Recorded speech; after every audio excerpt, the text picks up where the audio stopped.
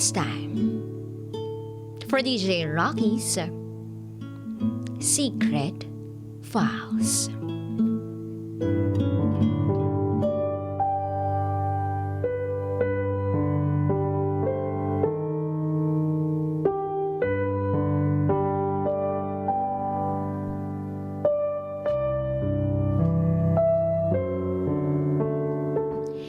Imposibleng mabuntis ako ng asawa ko.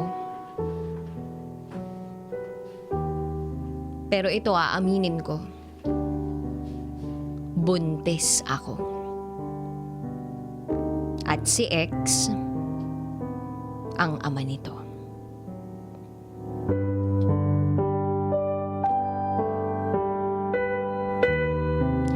Itago niyo ako sa pangalang Dimple. At ito ang aking secret file.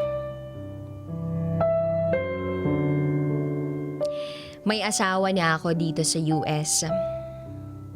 Ang asawa ko rin ang nagdala sa akin dito. Pumayag ako na malayo sa pamilya ko sa Pilipinas para makasama siya. Kasi mahal na mahal ko siya. After 1 month nung pagdating ko rito, ikinasal na kami. Akala ko okay siya. Okay na ako. Akala ko magiging okay na ang lahat. Akala ko magiging masayang pamilya kami. Akala ko lang pala ang lahat. Noon pa man, itinatrato na ako ng pamilya niya na parang basura. Masungit at walang malasakit sa akin ang mama niya nun. Ramdam ko naman na dati pa ayaw sa akin ang buong pamilya niya. Pero sinabihan niya ako na magtiis lang daw ako at bubukod kami. At ayun na nga, nang madala niya ako sa US, wala pa man akong 1 buwan dito pero nagkaroon na kami ng problema. Lahat kasi ng pinangako niya bago ako pumunta dito hindi natupad. Kumbaga walang nangyari. Tulad na lang ng pangako niyang ihihiwalay niya ako ng bahay. Bubukod kami, hindi natupad. Ang nangyari, kasama pa rin namin yung napakamaldita niyang kapatid. Laging nagdadabog kaya ako laging nagkukulong sa kwarto. Hinihintay ko na lang umuwi yung asawa ko bago ako makalabas ng kwarto at makakain. Dagdag pa dito, may mga problema din kami bago pa kami ikasal. May problema kami noon sa ex niya. Nauhuli ko na yung asawa ko na may kausap at kalandian. Pinilit kong kimkimin ang lahat. Wala akong magawa. Sobrang dami kong pinagdaanan sa kanya. Naranasan kong bugbugin dahil sa pagpuna ko sa mga maling ginagawa niya. Isang araw, itong asawa ko tumawag siya ng pulis. At dinala ako sa psychiatrist. Ang sama-sama ng loob ko kasi wala akong kakampi. Kasi wala akong kamag-anak dito. Pero dahil mahal ko yung asawa ko, tinanggap ko lahat yun. Tiniis ko lahat yun. At sa tuwing magseselos ako dun sa mga nagiging ka-text niya, ka-chat niya, at sa ex niya. Binubugbog niya ako, puro pasa ako yung katawan ko. Sinasakal niya ako. At minsan pa nilaglag sa hagdan. May mga taong nakakaalam ng kalagayan ko. At nagsasabi sila sa akin na mag-report ako at magsumbong na. Pero hindi ko kayang gawin. Kasi natatakot ako na baka makulong yung asawa ko. Ayokong masira yung buhay niya kasi alam ko, utang na loob ko pa rin sa kanya kung bakit ako nakarating dito.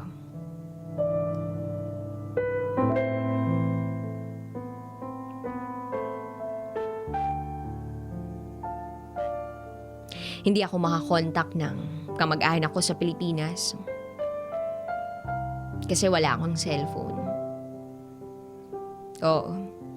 Sa loob ng 1 taon ko sa US, wala akong cellphone. Hindi ako binigyan ng asawa ko at wala rin akong means para makabili. Hanggang sa nagkaroon ako ng sariling trabaho. Tsaka ako nagkaroon ng cellphone. Nagsumikap ako. Sinubukan kong matuto. At doon nagkaroon ako ng kaibigan. Tapos isang araw, sabi sa akin ng asawa ko, magbabakasyon daw siya sa Pilipinas. Wala akong magawa. Kasi may ticket na siya eh. 1 buwan at kalahating buwan daw siyang mawawala. Ang sama ng loob ko kasi mas pinili niyang makasama yung mga barkada niya at yung babae niya sa Pilipinas. Pasko, birthday niya, bagong taon at birthday ko. Lahat ng espesyal na okasyon, hindi ako, kundi ibang tao yung kasama niya. Ilang beses akong nagtangka na takasan siya o lokohin siya. Pero hindi ko magawa. Kasi ang sakit-sakit na nga. Tapos pag naiisip ko na takasan siya o lokohin siya, parang pakiramdam ko, mas lalo ko pang dadagdagan yung sakit na nararamdaman ko. Hanggang sa 6 days before her flight, nagparamdam sa akin yung ex-boyfriend ko. Nasa Pilipinas siya. Nabalitaan ko may anak na siya, pero hiwalay na sa nanay ng anak niya. Kumustahan, balitaan, kasi halos 5 years din simula nung huling communication namin. In fairness, ang saya ko pagkausap ko siya. Lagi niya akong pinapatawa. Naging sandalan ko siya. Hingahan ng mga sakit na nararamdaman ko. Hindi malinaw na kami pero we act and communicate as if we are a couple. Ewan ko ba, hindi ako nakukonsensya nun. Kasi alam ko, yung asawa ko naman, umuwi ng Pilipinas para makapiling yung babae niya doon. At yung iba niya pang mga kaibigan. So ipinagpatuloy ko yung ganun. At itago na lang natin yung ex-boyfriend ko sa pangalang Angelo. Well, high school sweetheart ko siya. Nawalan kami ng communication noon, tapos nagkita kami uli. Nung parehas na kami may trabaho, tapos ayun, nawalan uli ng communication hanggang sa after 5 years, nagparamdam na siya uli. Lumipas pa ang mga araw, okay naman yung communication namin ni Angelo. Tapos umuwi na yung asawa ko dito, pagkatapos ng 1.5 buwan ng bakasyon niya. Pag uwi niya, halos hindi niya ako kibuin. At imbes na sa akin mag-update kung ano na yung balita sa kanya, kumusta yung naging biyahe niya, aba, harap-harapan. Harap-harapan tumawag siya doon sa babae niya. At pagkatapos tinawagan pa yung ibang mga kaibigan niya. Sa gabi, halos ayaw niya akong tabihan. Hanggang sa isang araw bago mag-Valentine's Day, may dumating akong package. At since may kausap yung asawa ko sa cellphone, tinawagan ko si Mama at ipinakita ko yung natanggap kong package na meron akong bagong sapatos na dumating. Lumingon yung asawa ko sa akin at bigla na lang nagalit sa hindi ko malamang dahilan. Habang pinapakita ko sa mama ko yung sapatos, bigla niya itong sinipa na siyang tumama sa mukha ko. Nagulat ako. At ang masakit doon, nakita ng nanay ko na sinipa niya yung sapatos. Nag-fire up ako noon. Pakiramdam ko sobra-sobra na at pagod na ako na ginaganon niya ako. Kaya that day, I decided na iwanan siya. Tumira ako sa mga kaibigan kung kani-kanino. Hanggang sa nakapag-decide ako na sa susunod na sahod ko, bibili na ako ng one-way plane ticket para uwi. Para uwi na ako ng Pilipinas, uuwi na ako for good. At habang dumadaan ako sa impyernong yun, si Angelo naman, lagi siyang nandyan for me. Nag-a-advise, lagi akong pinapasaya. Tapos, isang araw nakachat ko yung babae ng asawa ko. Inamin niya lahat and she was so sorry. Di niya daw alam na kami pa. Kasi ugali ng asawa ko na ipagkalat sa lahat ng mga kausap niya na wala na kami. Ayun, nagkausap kami, nalaman ko lahat na inuwi niya yung babae niya doon sa mismo ng bahay ng nanay niya. Tapos lagi daw may nangyayari sa kanila. Siyempre nasasaktan pa din ako. Kaya nang malaman ko yun, wala akong ibang ginawa kundi gumawa ng gumawa. At doon mas lalo kong nabuo yung desisyon ko na umuwi na talaga for good. Excited ako, syempre makakasama ko na yung mga pamilya ko. And at the same time, makikita ko na si Angelo.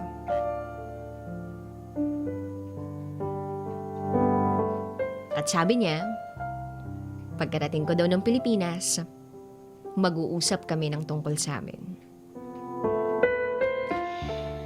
Nawalan ako ng pake sa asawa ko. As in, binuhos ko lahat ng atensyon at oras ko sa trabaho ko at kay Angelo. Maging sa anak niya. Lagi kami nagkaka-video call. Lahat ng luho nila, Angelo, binigay ko. As in, halos ibigay ko lahat sa kanya. Kasi sabi ko sa isip ko, baka naman I can make him stay if I do everything for him and for his son. Cellphone, jacket para pag nagmotor siya, astig siyang tingnan, mapa-leather, pang-unan, pang-lamig, lahat. Load pera, laruan ng mga anak niya. O ng anak niya. Lahat yun binigay ko.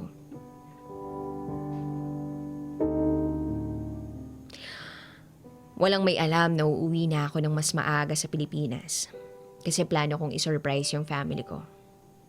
So ayun, si Angelo lang yung sinabihan ko. Kaya siya yung sumundo sa akin, tsaka yung pinsan ko at kaibigan niya. Ang saya-saya ko nung makita ko siya. Hindi ko maipaliwanag kung gaano ako kasaya. Ayaw sa kanya ng pamilya ko kasi di naman siya kilala. Tapos bigla ko na lang siyang pinakilala out of nowhere. Kasi kahit naman ex ko yun, hindi ko pa naman din pinakikilala yun sa amin. So ayun nga, okay naman kami. Nung umuwi ako, halos everyday magkasama kami ni Angelo. Hindi na nga ako halos nakapag-spend ng time sa family ko kasi mas inuna ko si Angelo tsaka yung anak niya. Hindi masyadong okay yung trabaho niya nung umuwi ako tapos sakitin pa yung anak niya. Kaya ako yung gumastos ng gumastos. Halos ayaw ko siyang pagastusin kasi sabi ko, ilaan na lang niya para sa anak niya. Tapos mag-iisang buwan na ako sa Pilipinas. Nagmamakaawa yung asawa ko na magbabago na daw siya. Na iniwanan niya na daw lahat ng babae niya at kung ano-ano. Awang-awa ako sa kanya pero sabi ko ayoko na. Kaya lang ang ginawa niya, kinontak niya lahat ng mga kamag-anak, mga kaibigan ko at lahat pa ng pwedeng kontakin. Tapos, nagulat na lang ako nung sabihin sa akin ni Angelo na, sige na, bumalik ka na, ayusin mo muna yung mga dapat mong ayusin. Hindi ko akalain na ibabalik niya ako doon. Parang ayoko na kasi, ilang beses na din may nangyari sa amin ni Angelo. At hindi ko yun pagsisisihan kasi mahal ko naman siya eh. At sobra-sobra na yung pagmamahal ko sa kanya.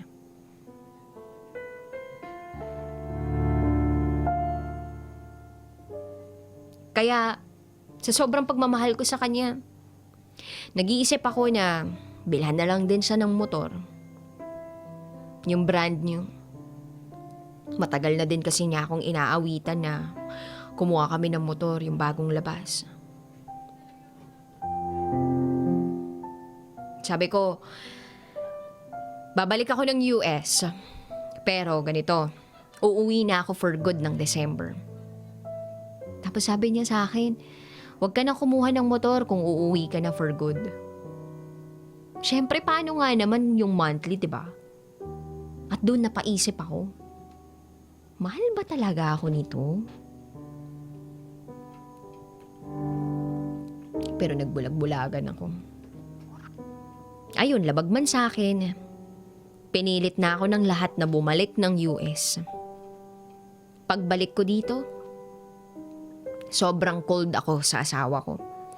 As in, halos ayoko siyang nagdidikit sa akin. Si Angelo, nagbago din siya. Hindi na siya mabilis mag-reply.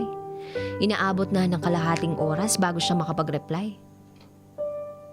Tapos pag nagpo-post ako ng picture o kaya naman text sa FB niya, hindi na niya pinapansin.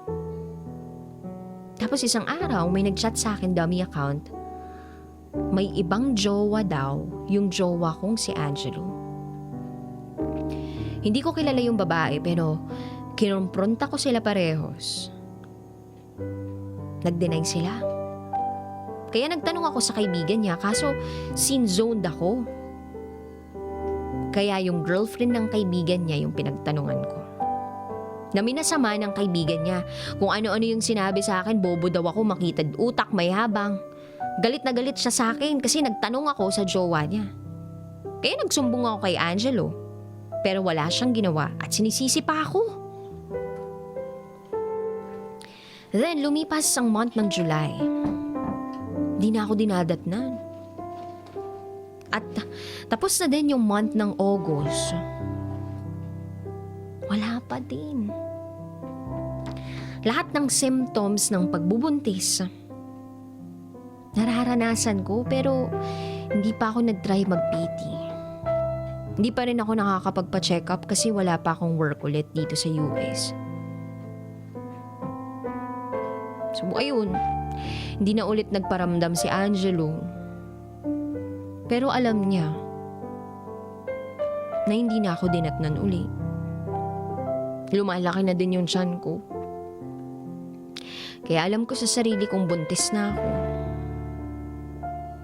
Nagtataka na din yung wife ko. Bakit daw hindi na ako dinadatnan? Samantalang halos sabay kaming nagkakaroon ng buwanang dalaw. Oo. Parehas kaming babae. At kasal kami dito sa US. Imposibleng mabuntis ako ng asawa ko.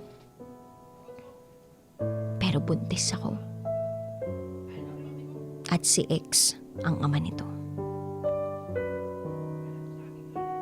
Dahil ang wife ko, imposibleng siya yung maging ama ng dinadala ko. Kaya eto ako. Todo deny at todo paliwanag. Sana matulungan niyo ako at mabigyan ng magandang advice.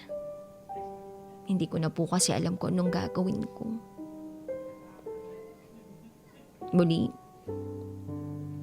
ako si Dimple. At ito ang aking secret file.